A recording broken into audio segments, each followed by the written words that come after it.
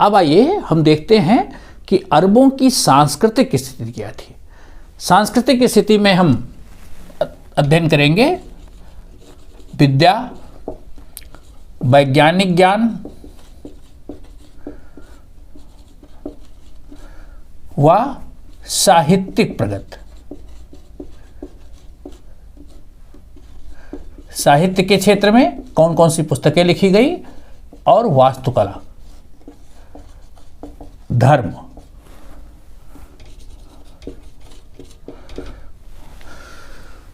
इन क्षेत्रों में अरबों ने क्या उपलब्धियां अर्जित की। चूंकि अरबों का जो साम्राज्य था वहां भाषा उनकी क्या थी, अरबी भाषा, और शिक्षा के लिए जो मस्जिदें होती थी, मदरसा और मकतब, ये दो शिक्षा के केंद्र थे। मकतब ये स्कूली शिक्षा थी और मदरसा ये महाविद्यालय, मदरसा महाविद्यालय होते थे और मकतब स्कूली शिक्षा के केंद्र होते थे। मकतब प्रायः मस्जिदों से लगे होते थे और मस्जिद के जो इमाम होते थे, जो वहाँ पर मौलाना होते थे, उलेमाज होते थे, वो विद्यार्थियों को अरबी भाषा की शिक्षा देते थे।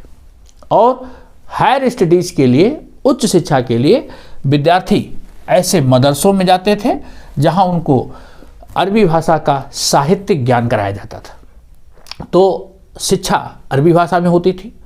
ये व्यवस्था थी मकतब और मदरसों के माध्यम से। जो उलेमा होते थे, आपसे क्वेश्चन पूछा जाएगा उलेमा कौन थे, ये मुस्लिम धार्मिक विद्वान होते थे।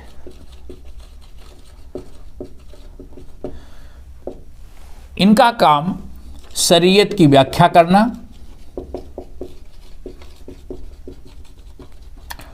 कुरान और हदीस के ऊपर टीका लिखना। चूंकि इस्लाम धर्म के ये धार्मिक विद्वान होते थे, तो ये राजाओं को भी सलाह देते थे कि किस प्रकार इस्लामिक कानून को लागू किया जाए, राज्य का संचालन शरीयत के अनुसार किया जाए। कुरान शरीफ जो है, जो इस्लाम धर्म का पवित्र ग्रंथ है, उसमें कई बातें प्रतीक के रूप में लिखी है। वो भली बात स्पष्ट नहीं है, तो उनकी व्याख्या, कुरान की व्याख्या उलेमा करते थे।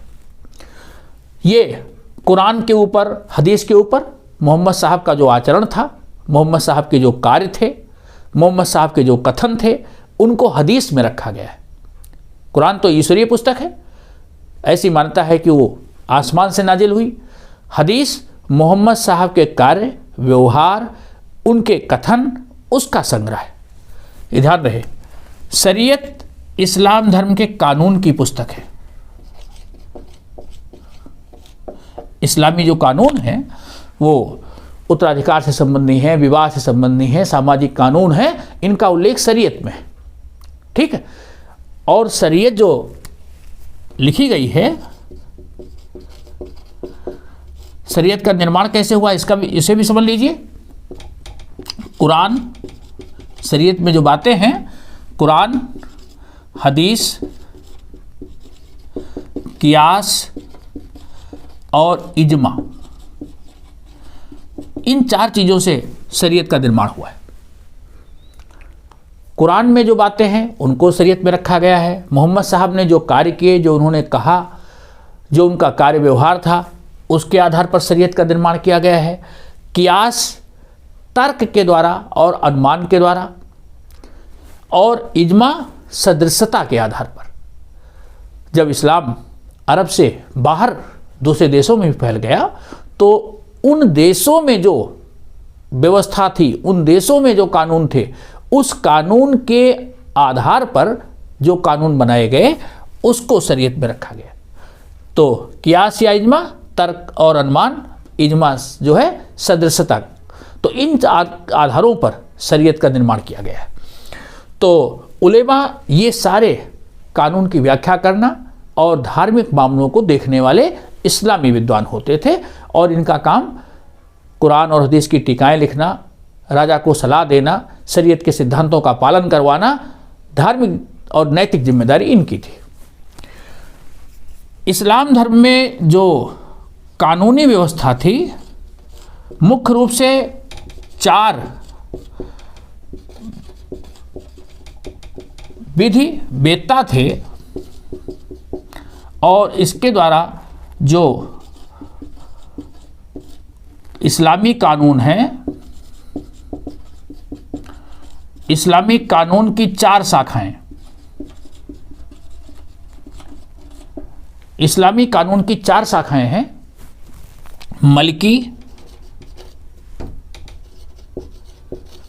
हनफी, हनबली,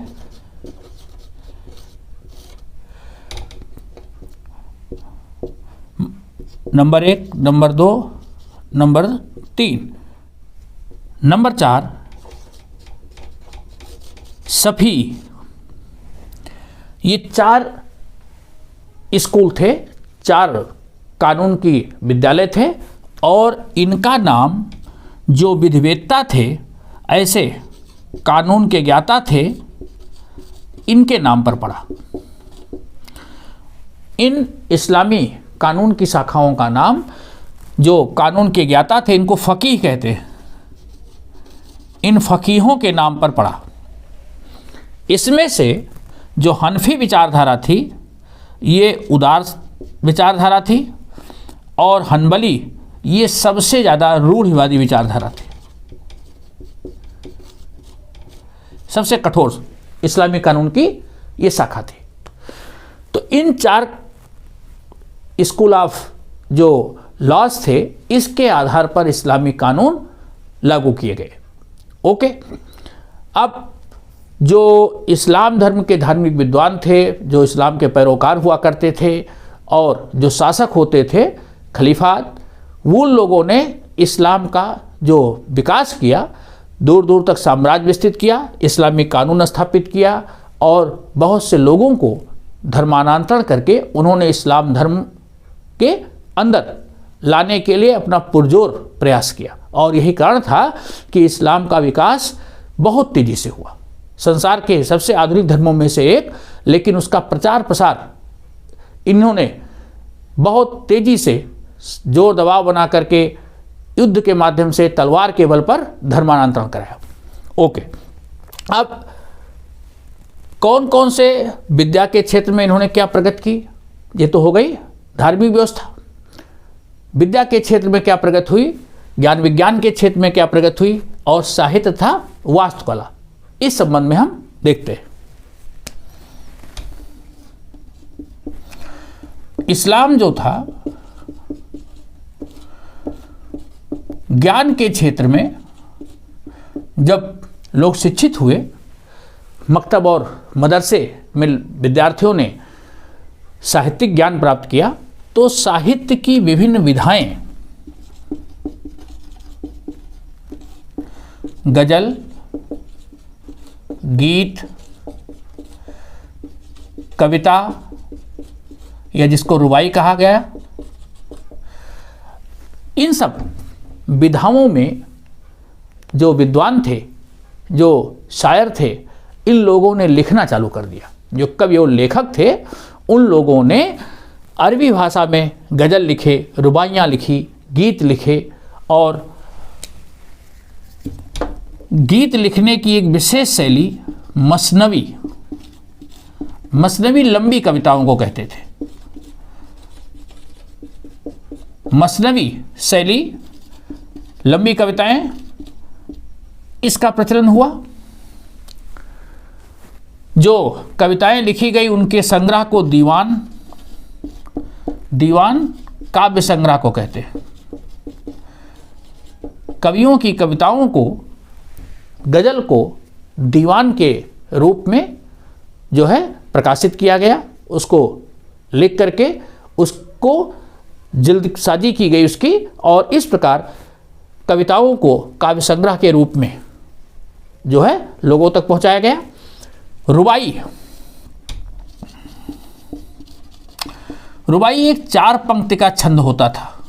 4 पंक्ति की ये कविता होती थी और इसमें 2 लाइनों में विषय वस्तु बहुत सही तरीके से एक उसका बखान किया जाता था, और तीसरी पंक्ति उस बात को और आगे बढ़ाती थी, और जो चौथी पंक्ति होती थी उसको पूर्ण करती थी।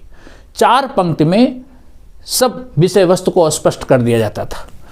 तो 2 पंक्तियां विषय वस्तु को बढ़ाती थी, विषय वस्तु की व्याख्या, तीसरी पंक्ति उसे और आगे बढ़ाती थी, और चौथी पंक्ति में उसका पूर्ण वर्णन होता था। रुबाई लेखकों में उमर खय्याम,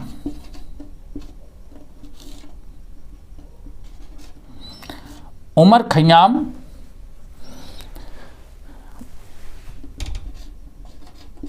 ये जो थे, उमर खय्याम जो थे बहुत प्रसिद्ध लेखक हुए, और इन्होंने ऐसी बहुत सुंदर सुंदर रुबाइयाँ लिखी। रुबाई मुख्य रूप से प्रेम और सौंदर्य, अपने आश्रयदाता की प्रशंसा,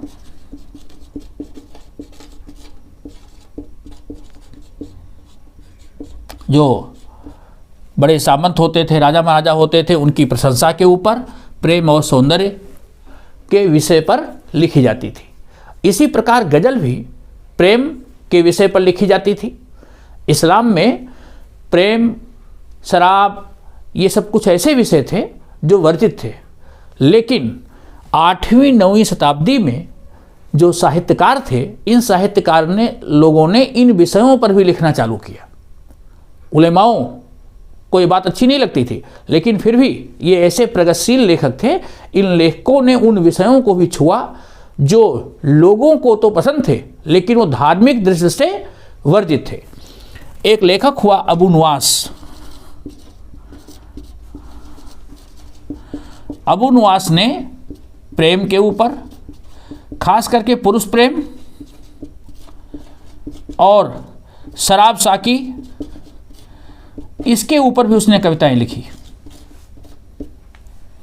तो इस प्रकार से 8वीं 9वीं शताब्दी के बाद साहित्य में एक नई पहल प्रारंभ हो गई, और इन विषयों पर भी लेखकों ने लेखनी चलानी चालू कर दी।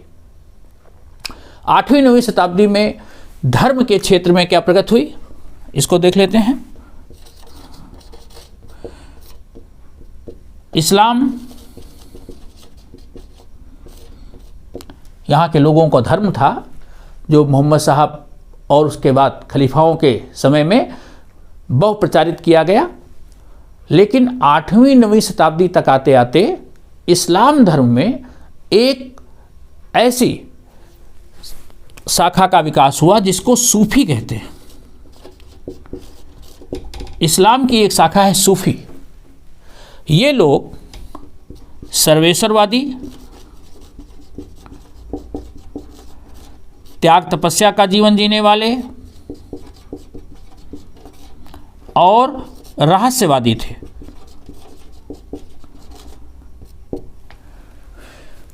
इनका मानना था कि समस्त संसार में ईश्वर व्याप्त है, ईश्वर एक है, लेकिन वो संपूर्ण संसार में व्याप्त है। और जितना लोग भौतिक सुख सुविधाओं में विश्वास करते थे, विलासता की ओर दौड़ते थे, ये उतना ही उससे दूर रहते थे, त्याग तपस्या का जीवन व्यतीत करते थे, बिल्कुल संयमित जीवन व्यतीत करते थे, सात्विक जीवन व्यतीत करने में विश्वास करने वाले लोग थे, और ये प्रेम के द्वारा उस ईश्वर की प्राप्ति पर बल देते थे। ये रहस्यवादी विचारधारा है। इन्होंने प्रेम को माध्यम बनाया और प्रेम के द्वारा ईश्वर की प्राप्ति पर बल दिया।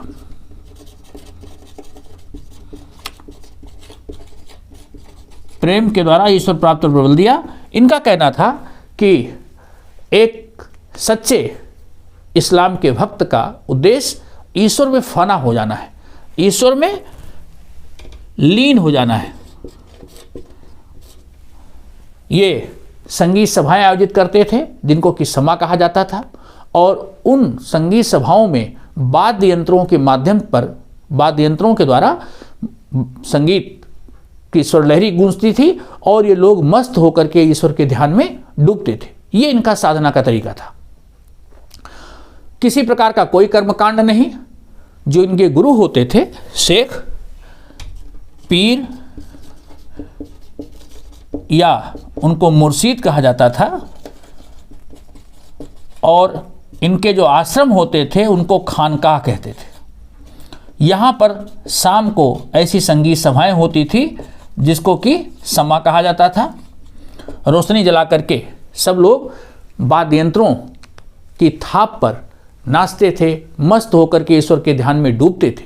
ये इनका एक अनोखा तरीका था। तो संगीत को उन्होंने माध्यम बनाया ईश्वर प्राप्ति का, और प्रेम पर बल दिया। किसी प्रकार का कोई भेदभाव नहीं, खानकाह के दरवाजे सबके लिए खुले थे। ये प्रेम पर पूरी तरह से बल देते थे, और इसका प्रचार प्रसार 9वीं शताब्दी में बयाजिद बिस्तामी और एक महिला हुई राबिया, महिला संत थी राबिया, इनके द्वारा किया गया। बयाजिद बिस्तामी और राबिया के द्वारा 9वीं शताब्दी में इस्लाम की इस सर्वेश्वरवादी और रहस्यवादी शाखा का विकास किया गया, जिसका कि प्रचार प्रसार संसार के दूसरे देशों में भी हुआ। बहुत से सूफी संत भारत भी आए और उन्होंने इसका प्रचार प्रसार किया। इनको सूफी क्यों कहते थे, जरा इसको भी जान लेते हैं। सूफ का अर्थ होता है पवित्र। सफ़ा से इसका अर्थ निकालते हैं कुछ लोग, तो कहते हैं जो पवित्र जीवन जीना चाहते थे, जो संयमित जीवन जीना चाहते थे, उनको सूफी कहा गया। कुछ दूसरे लोग ऐसे हैं जिनका ये मानना है सूफ का अर्थ होता है श्वेत ऊन। ये लोग श्वेत ऊन के वस्त्र धारण करते थे, इसलिए इनको सूफी कहा गया। और दूसरे इतिहासकार हैं, उनका कहना है कि मक्का के बाहर ये ऐसे लोगों की एक जमात थी, एक ऐसा समुदाय था जो इस्लाम में आ गई भौतिकता से ऊब करके इन्होंने अपना एक अलग स्थान बना लिया था। काबा के बाहर ये चबूतरे पर बैठते थे, पंक्तिबद्ध होकर के बैठते थे, इसलिए सफ़ा का अर्थ होता है पंक्ति। तो पंक्तिबद्ध होकर के चबूतरे पर बैठने वाले, इनको सूफी कहा गया। तो इस प्रकार की तरह तरह की विचारधाराएं हैं। बहरहाल ये लोग ऐसे थे जो सात्विक जीवन में विश्वास करने वाले थे, प्रेम के द्वारा ईश्वर की प्राप्ति पर बल देते थे। और इन भक्त संतों ने, जो सूफी संत थे, इन्होंने किसी प्रकार का कोई भेदभाव नहीं किया, और यही कारण था कि इनकी लोकप्रियता बहुत ज़्यादा थी। विभिन्न धर्मों के लोग भी सूफी साधना पद्धति में आ रहे थे, और खानकाह में उनको पनाह मिलती थी, उनको शरण मिलती थी, और वो मुर्शीद के शिष्य होते थे। ओके, अब हम आगे चलते हैं कि यहाँ की जो वास्तुकला और साहित्यिक ज्ञान, साहित्य के क्षेत्र में ऐसी कौन सी पुस्तकें लिखी गई, चिकित्सा के क्षेत्र में कौन कौन सी पुस्तकें लिखी गई, वैज्ञानिक ज्ञान और साहित्यिक ज्ञान। अरबों की जो उपलब्धियां हैं वो चिकित्सा के क्षेत्र में उल्लेखनीय थी।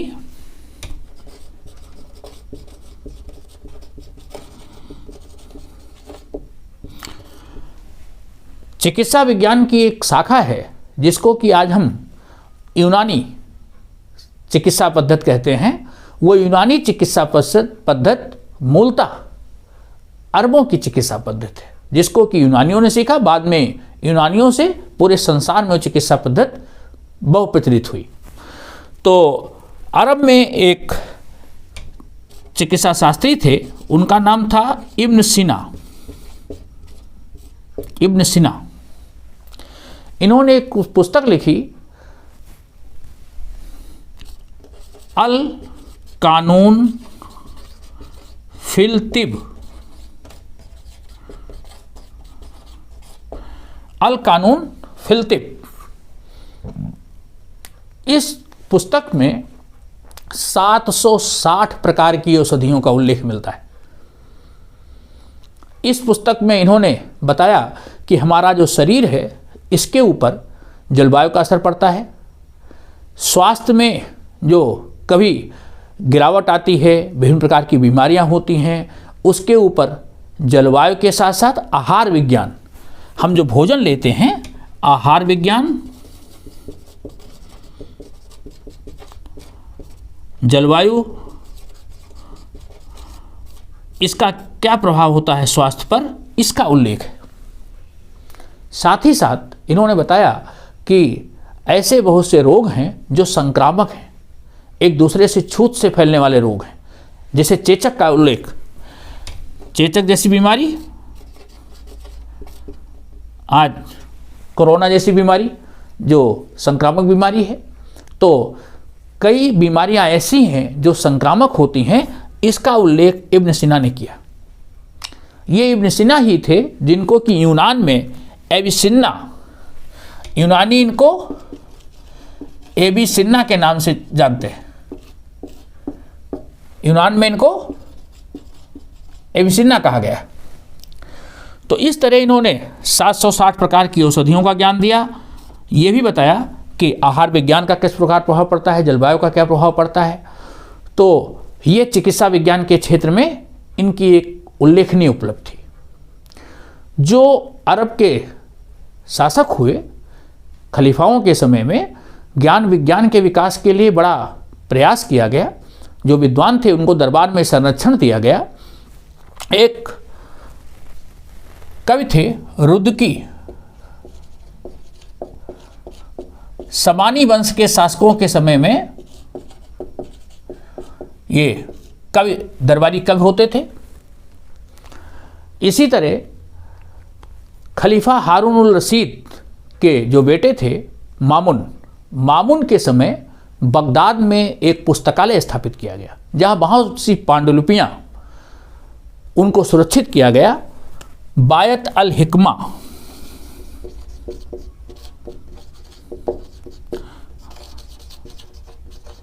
वायत अल हिकमा, ये वो पुस्तकालय था, इसकी स्थापना बगदाद में हुई और ये किसके समय में हुई? मामुन के समय में।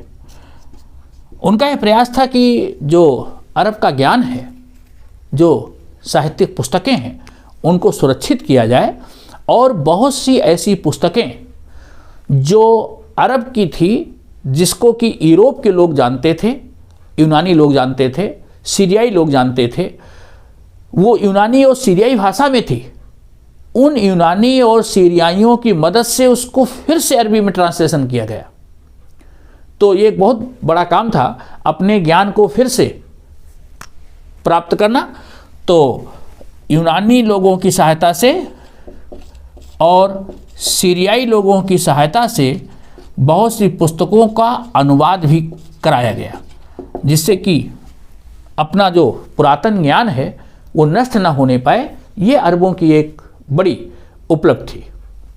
ओके, अब इस प्रकार से और भी पुस्तकें लेखकों के द्वारा लिखवाई गई और इन लेखकों को दरबार में आश्रय भी दिया गया। जैसे शाहनामा, ये पुस्तक 30 वर्ष में लिखी गई और इसमें 50,000 दोहे, 50,000 दोहे हैं शाहनामा में। और ये पुस्तक है फिरदौसी की,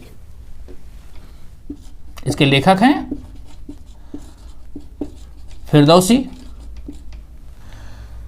हमने बताया था कि जब तुर्कों की सत्ता स्थापित हुई, सल्जुक तुर्कों की, तो उन्होंने साहित्य, इतिहास, इसमें विशेष रुचि दिखाई। और जब महमूद गजनवी का शासन आया तो उसने जब भारत पर आक्रमण किया तो अपने साथ एक विद्वान अलबर्नी, इसको साथ लाया। अलबर्नी ने पुस्तक लिखी तहकीक मा लिल हिंद, तहकीक मा लिल हिंद, या इसको किताबुल हिंद, तहकीक हिंद, तवारीख हिंद, कई नामों से जानते हैं। मूलतः यह है तहकीक मालिल हिंद, ये अरबी भाषा की पुस्तक है और इसमें 80 चैप्टर्स हैं, 80 अध्याय। उसने भारत में जो ज्ञान विज्ञान कीमियागिरी नापतोल के बांट लोगों का जीवन उन सब का अलग अलग अध्यायों में उसने वर्णन किया है। तो ऐसे 80 अध्यायों में तहकीक मालिल हिंद लिखी गई। बहुत सी कहानियाँ किस्सों की पुस्तकें लिखी गई। एक सीरियल आता था अलिफ लैला। अलिफ लैला बड़ा लोकप्रिय सीरियल था। वो एक अरबी पुस्तक है 1001 नाइट, इसके आधार पर लिखी गई। ये उसका अंग्रेजी अनुवाद है अलिफ लैला का।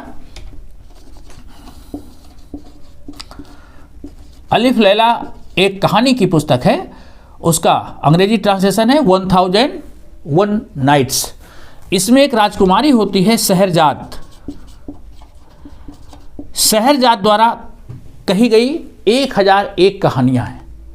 बड़ा एक रोचक किस्सा सुन लीजिए। शहरजाद एक ऐसी राजकुमारी है जिसका कि विवाह एक राजकुमार से होता है, लेकिन वो राजकुमार कुछ सनकी स्वभाव का था। वो रोज़ शादियाँ करता था और सुबह होते अपनी पत्नी को मरवा देता था। शहरजाद इस बात को जानती थी। शहरजाद का जब विवाह हुआ तो उसने विवाह की रात अपने पति को कहानी सुनाना चालू किया। उसने कहा कि सुबह तो हमको मर जाना है, लेकिन एक बड़ी सुंदर कहानी इसे आप सुन लीजिए। वो कहानी सुनाती रही। कहानी इतनी रोचक थी कि राजकुमार सुनता रहा और वो कहानी खत्म नहीं हुई तब तक सुबह हो गई। राजकुमार ने उसको जीवन दान दे दिया कि ठीक है, इस कहानी को पूरा करो तो उसके बाद आपको मारा जाएगा। और इस तरह से वो 1001 रातें तक कहानी सुनाती चली गई और कहानी खत्म नहीं हो पाई। और धीरे धीरे राजकुमार को अपनी जो आदत थी, जो अपनी शर्त थी, वो भूल गई। तो इस प्रकार कहानियों का सिलसिला जो चालू हुआ वो शहरजाद के माध्यम से, तो 1001 नाइट के माध्यम से पुस्तक लिखी गई। इसी तरह जैसे भारत में पंचतंत्र की कहानियाँ हैं, जानवरों के माध्यम से शिक्षाप्रद कहानी है, इसी प्रकार वहाँ कलीला और दिमना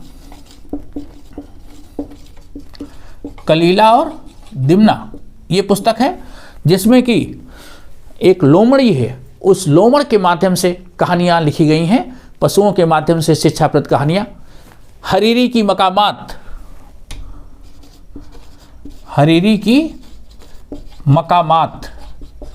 ये एक और पुस्तक है। हरीरी की मकामात ये कहानियों की पुस्तक है। कलीला व दिमना, हरीरी की मकामात, किताब अल अघानी ये साहित्यिक पुस्तकें हैं।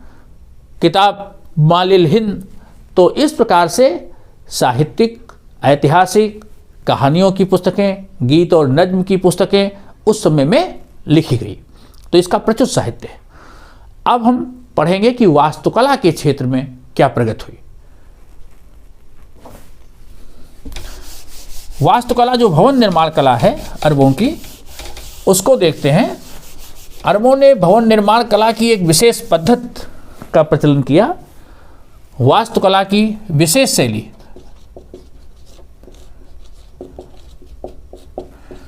भवन निर्माण, या इसको हम स्थापत्य कला कहें,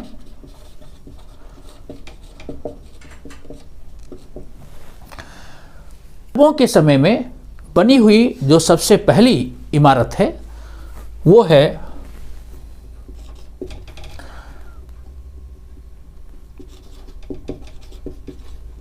चट्टान पर निर्मित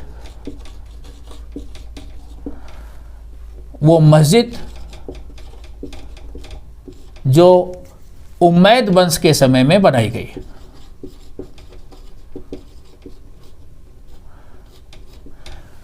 उम्मैद वंश के समय में डोम ऑफ रॉक आपको मैं पढ़ा चुका हूं।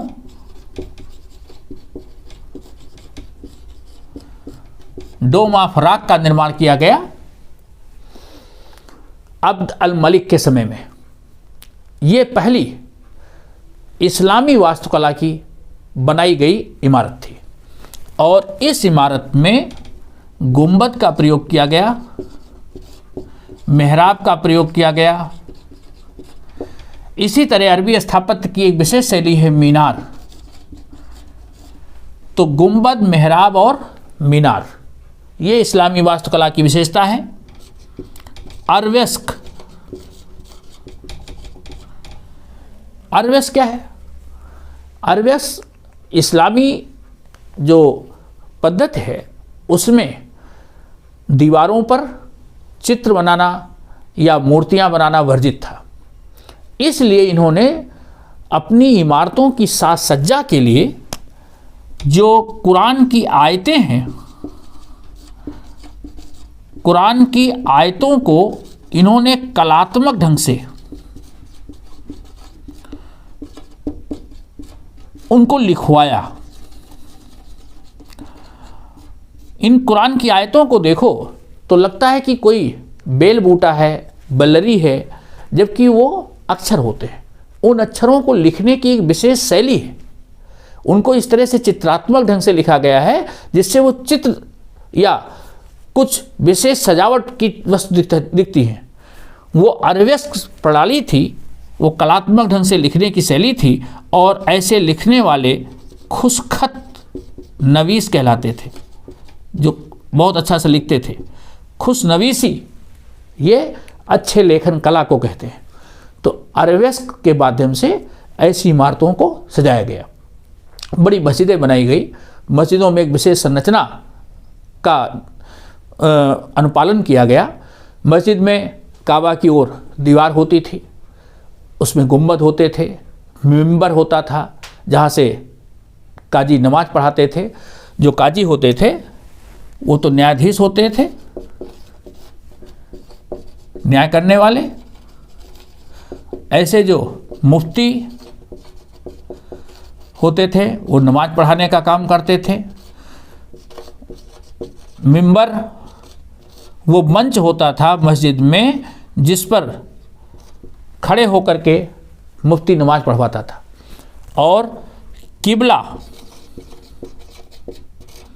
ये काबा की ओर होता था, काबा की तरफ को दीवार होती थी, काबा की ओर दीवार, उसको किबला कहते थे। मस्जिद में एक विशेष बड़ा सा सहन होता था जहां लोग नमाज अदा कर सकें। तो ये कुछ चीज़ें ऐसी थी जो इस्लामी वास्तुकला में जोड़ी गई। मस्जिद में जो नमाजी लोग होते थे, जो इबादत करने आते थे, उनके लिए पानी का भी प्रबंध होता था। तो इस वास्तुकला की शैली जो अरब में प्रचलित हुई, मुहराब, मीनार, गुंबद, इसका प्रयोग जहाँ जहाँ इस्लाम धर्म के लोग गए उन्होंने अपनी इमारतों में, अपनी धार्मिक इमारतों में इन तत्वों का प्रयोग किया। तो ये हो गई वास्तुकला संबंधी उपलब्धियाँ। ये एक विशेष शैली का प्रचलन इस्लाम धर्म के अनुयायियों के द्वारा किया गया। तो मित्रों, आपने सांस्कृतिक उपलब्धियों के क्षेत्र में, अर्थव्यवस्था के क्षेत्र में अरबों की उपलब्धियों को अच्छी तरह से पढ़ा है। आपको वीडियो कैसा लगा अपनी प्रतिक्रिया भी देंगे और अपने मित्रों को भी वीडियो शेयर करेंगे।